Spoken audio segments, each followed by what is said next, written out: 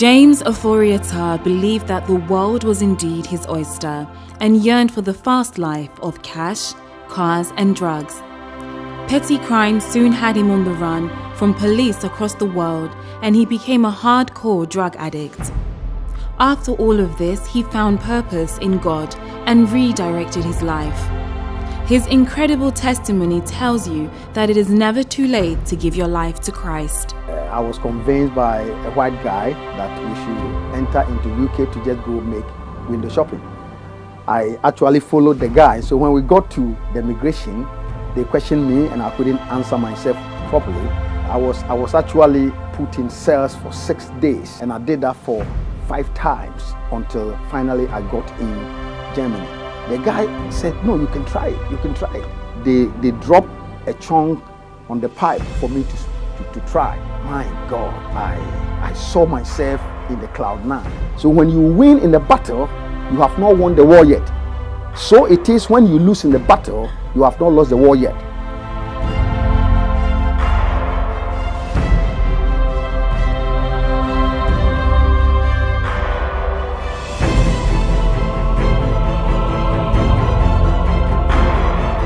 I grew up in a very good environment because my father was a rich man. I attended school at Enyinem, LA. Then I came to Akimodan, continuing at Plastic Secretariat Academy for 3 years. When I completed, I came to Accra Polytechnic and did another 3 years. Then upon completion, I traveled to Nigeria for greener pastures.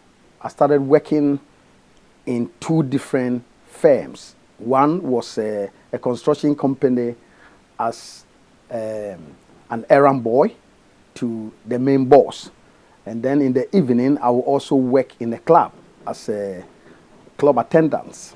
And I did it for almost 4 years when I made my first trip to Germany. With the Commonwealth passport, you could enter into UK without a visa those days. So I was convinced by a white guy on the plane that we should enter into UK to just go make window shopping.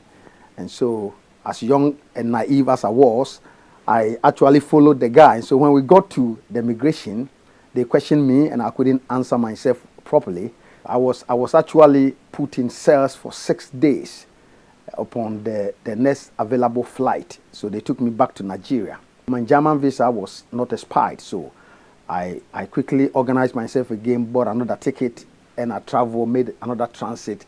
This time around, I made a transit in Italy. We got to Germany, got to Hamburg, and my visa was left with, I think, 5 days to expire. On his attempt to travel, Ofori Attah was detained and arrested on many occasions. They gave me to another flight back to Nigeria. And so it was like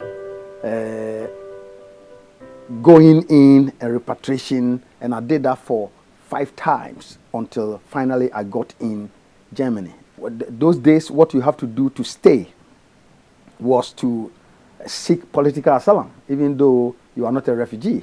Whilst I was in there and I seek the asylum, I rather use a Ghanaian document to seek an asylum instead of saying I'm a Nigerian. Forgetting that when I was arrested at the airport, they took me fingerprint. And so after 6 months of staying in Hamburg, the fingerprint actually brought out my real identity as a Nigerian and not a Ghanaian. So I was arrested again and they have to bring me back. So I came back, and at that time my father was dead. So I went to my hometown, made sure that everything was done. After the funeral, I was able to organize myself well, and I acquired another document. Ofori Attah's desperation to live in Europe led him to have nationalities of Ghanaian, Nigerian, and even Malian descent. I was using a Malian passport because when you are having a French passport during those days, you can enter Europe without a visa. So this time around, I was having 2 girlfriends, and my idea was to send them there to pimp them. And so I took these 2 girls took one of my nephews, took my nephew's husband, my niece's husband, sorry, and another friend's wife. And so we were 6 in number that I took through Alitalia. When we got to East Berlin, that was the time that they had the war between the East and West. So we were able to cross over from East to the West. And when we got to the West, it became so bad because a guy that came to actually meet us at the border took away my address book. So I didn't even have any telephone contact to contact my people I was going to visit. So we wandered around for almost 8 hours in the winter time. And so finally, a guy just stopped at the bus stop where we were hanging around. And he was a Ghanaian, came out of the car and asked me, where am I going? Then I said, we are stranded. So this guy quickly put us in his car, drove us to his house, gave us a place to stay. And the guy that actually came to meet us has taken away my 2 girlfriends from me because they were young girls that he can use to make money. And so, but I know his name. The guy that came to pick us, his name was Kufuor, Ose Kufuor. So in the night, I told him about everything. So the next morning, he said he know where Ose Tokai was. So we went to Ose Tokai's house, and I saw these girls, and then we took them from him. After that, I took them to go and seek political asylum because that was the order of the day. If not, you won't get a place to stay. And so I could not seek asylum at that time because I was afraid that my fingerprint would show. So I stayed indoors while they went to do it. And after that, they gave them a place to stay. So I went to perch with them. They were feeding me until I became so fed up that I cannot stay there. So I have to move on. Ofori Attah learnt all the tricks in the trade to ensure he gets asylum in Germany. I seek asylum. They gave me my papers and my documents, gave me money. And quickly I moved out from there to the western part of Germany. After getting his papers, he moved to Wuppertal and joined a gang. So I joined myself to a gang that does shop robbing. So we only go to shop and leave the shop, stealing from the shop. You know, that was the only way we were making money. So every morning we go as a group, enter into a shop, and one person will engage the seller, because when you enter into the shop, you will see a very big and huge shop, but only one person that is attending to you. So as we engage the person, others will begin to pack things, and then we carry them away. I kept doing it. I was arrested more than 6 times, and I moved away from Wuppertal, went to another small city to go and seek another asylum with a different name. And I did that for almost 9 times, having 9 different identities. I did that over the time until I was finally arrested. I was sent into a prison for 6 weeks.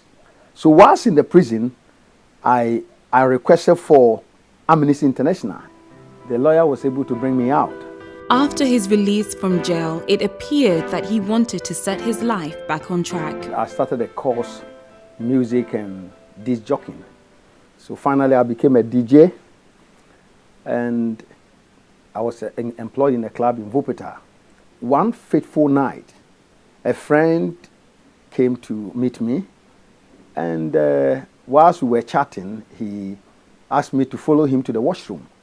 So I put some songs on, and I actually met him at the washroom. So when we got there, he showed me 11,000 Deutschmark. And 11,000 Deutschmark in the year 1986, 87. It was a huge money. He could have bought maybe 10 cars and shipped them. So I said, Bobby, what are you doing here? You have enough money to go home. What are you doing here? He said, oh, no, he is going for his last trip. I said, be careful. The same night he was arrested, and he was put at the bars. 1 week after, a lady also approached me a Ghanaian lady approached me in the club. Working in the club, he met all sorts of people who would eventually lead him into the drugs business. She brought me 6 kilograms of cocaine. So I took them home, went to the killer and hid the tin. And then I started selling it gradually. So after 6 months, I was able to sell all the stuff I had. I made almost 500,000 Dutch mark in 1988. And I gave some to my white woman's sister. She was also a junkie. And so when she took it, she was arrested. And she came back to tell me that the police were looking for me. So quickly I have to disappear and run to Holland. So I came to Holland with money, buy the things I was supposed to buy, ship everything to Ghana. And I landed Kotoka somewhere November 1988 with cash in my hands, 360,000 Dutch mark cash. I had my tipper truck, I have articulator head, I have my cars, and I came in. But when I got to the Kotoka International Airport, there was this custom officer that looked at me carefully and asked me a question, do you know Yo-Yo? Coincidentally, Yo-Yo happened to be my white woman's brother's name. So when he asked me, do you know Yo-Yo? I said, oh, Yo-Yo is my brother-in-law. Not knowing that Yo-Yo was a name given to cocaine in the inner caucus in Ghana in those days. And I didn't know. So quickly he stopped working, saw me out, and asked me where am I going. I said, well, I want to book or check in a hotel. So he said, no. He can help me, give me a place in his house. So we drove to Teshinungwa Estate. He gave me a room. And then after I actually put my things in the room, he said, let's go for some yo-yo. We went to Tudu. He entered into a room and brought out a white substance. And when I looked at it, I knew it was cocaine. So I said, no, this is not yo-yo, this is cocaine. He said, this is the name given to it in the inner caucus. I said, oh, I don't know how to use it, but if he wants, I can buy for him. So I gave money to him. He got some stuff, smoked it. And that was my first time seeing how they use it. So when the guy started smoking, I was just staring at him because I've never seen how they use it. Because over there in Germany, all that I do as a DJ, when you come, I just give it to you at the counter, I take my money. So the next morning, he and another guy that speaks German, they were going to drop me in my hometown. So we passed there at Tudu, and I bought them a stuff. Whilst they were smoking, the guy that speaks German started, asking me in German language whether I want to try. That is not harmful, I can try it, and all that. I look at him, and I was actually afraid to try it. But I saw the way they were looking on the ground to look at any white substance. They will begin to pick white substance on the floor. And they can even move from where they smoke the thing and go so far looking on the ground. So I was so curious. And the guy said, no, you can try it. You can try it. So finally, they dropped a chunk on the pipe for me to try. And they showed me how to do it, that when I inhale the smoke in me, I should seize my breath for a while.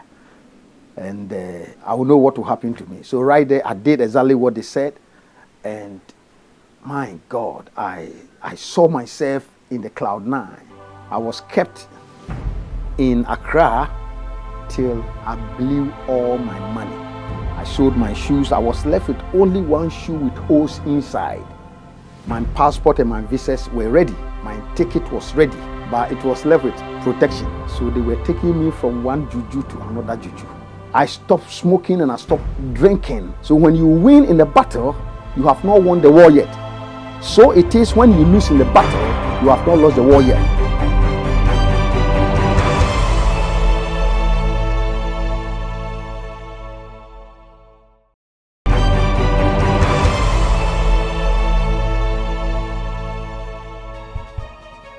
From a drug seller to now an addict, Ofori Attah was now hooked on cocaine. I became addicted the same moment, the same day.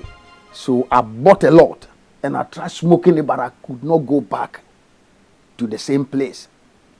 And so we'll be driving a while, we'll park the car in the bush, we will smoke until we got to my hometown.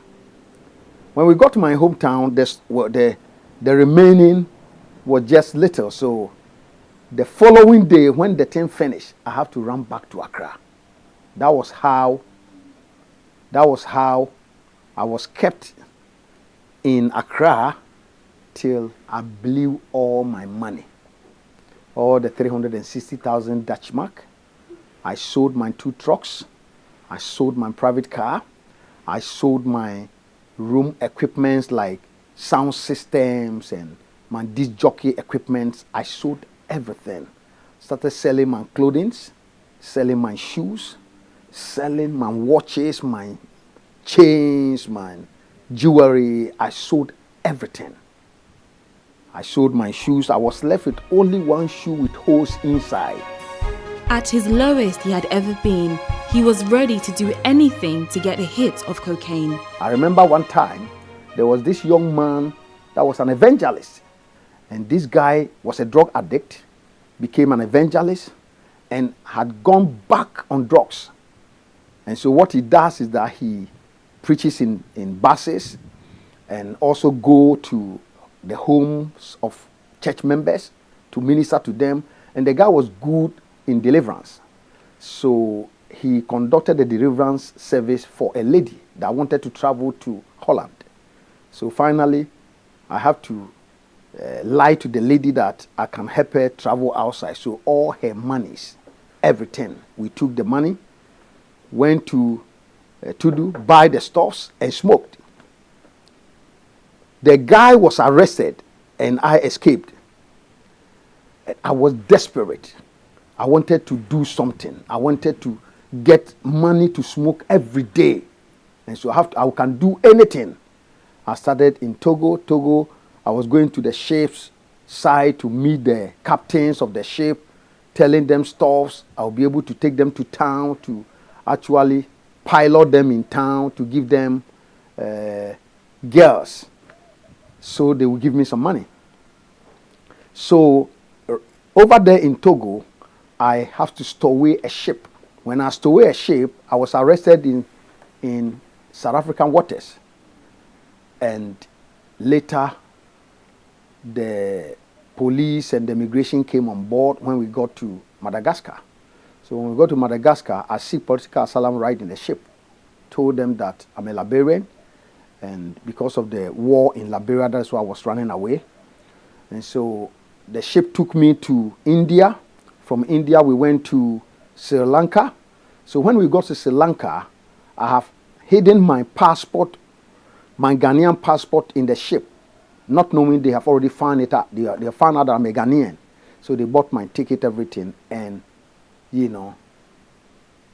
repatriated me from Sri Lanka to Ghana. And because I was wanted, I have to run away from Accra and went to hide myself in my hometown. After his stowaway experience, Ofori Attah landed back into the wrong hands. I met a group that was ready to sponsor me to carry cocaine to Canada. And I was ready to do it. And my passport and my visas were ready. My ticket was ready. But it was left with protection. So they were taking me from one juju to another juju. The intervention of a prophet led him to church where he was touched. Some of the things that he said about me, I've not told anybody. So I was a little moved by what he said. So he invited me to come to church the next day on Sunday. So I actually went to that church on Sunday, and I asked my nephew, who was 9 years old, to accompany me to church. So when we got there, the pastor preached. Nothing actually, touched me, because all my mind was on the stuff I have home, thinking about it.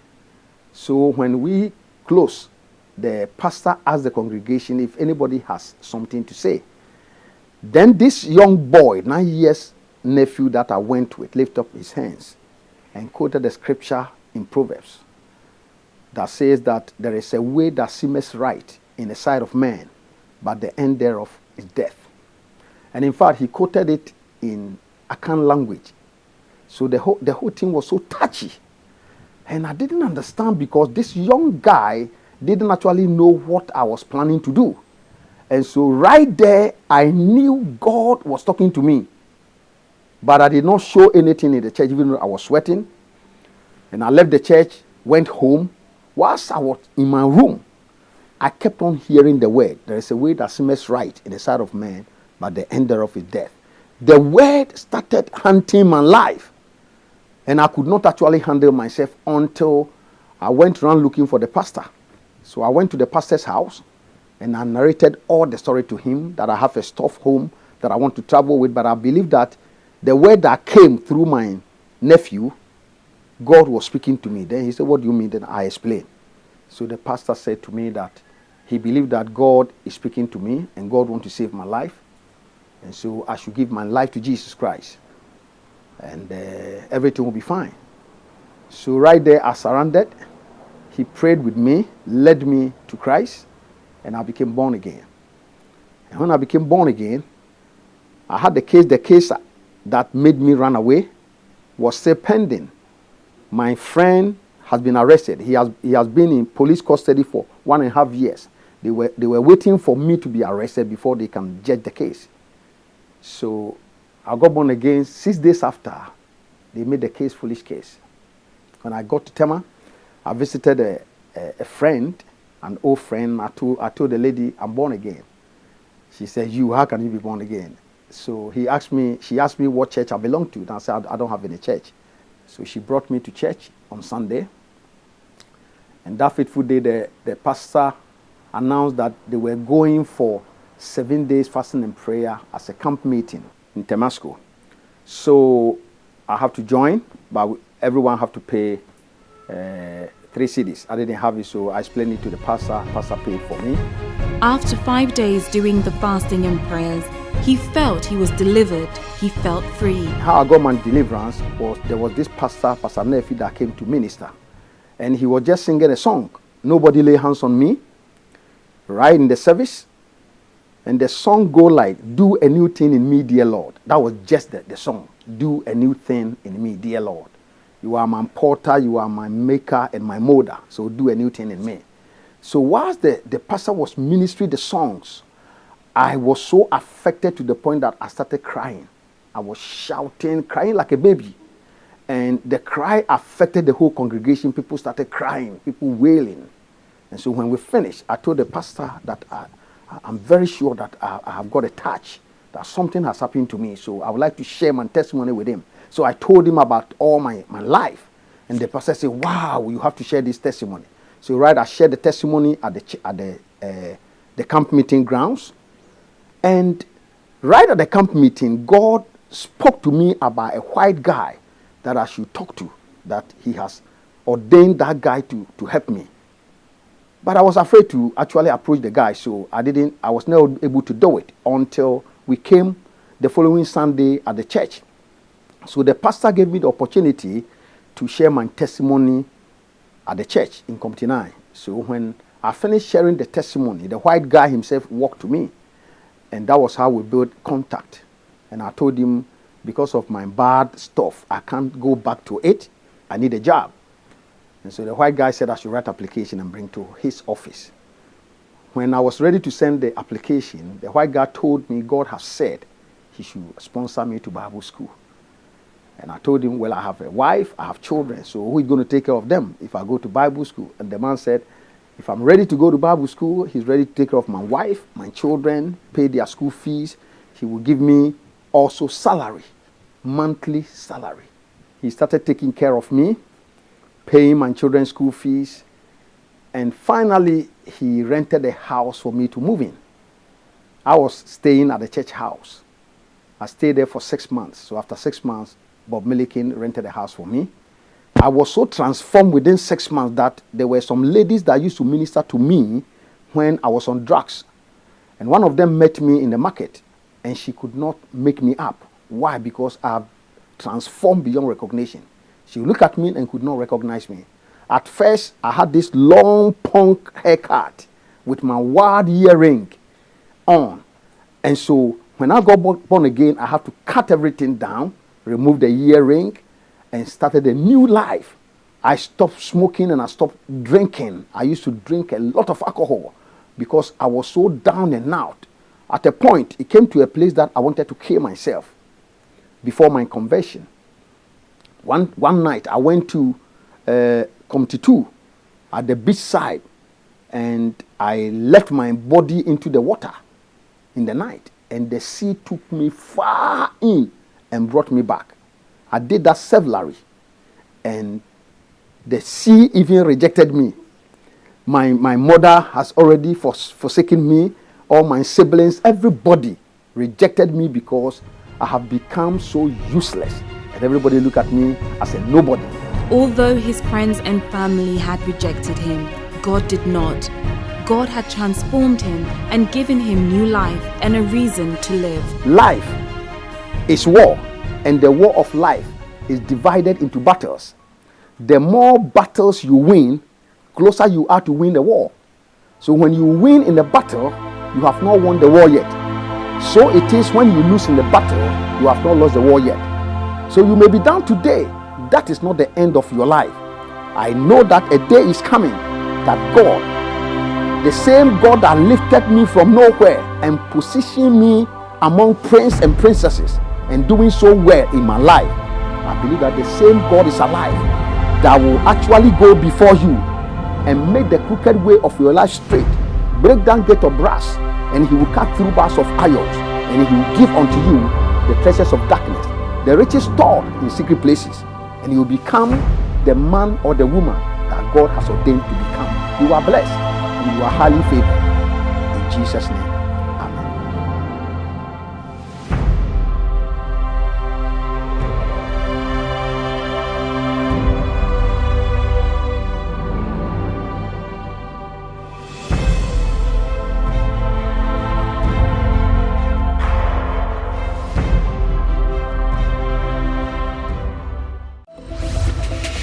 Just as you know, every worthy cause needs support.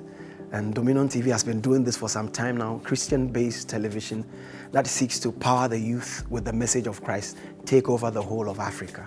And I believe this is a worthy cause. So if you want to support financially, or you're a brand and want to get on board, just visit the website www.dominiontv.net, or you can contact the numbers on the screen. Thank you.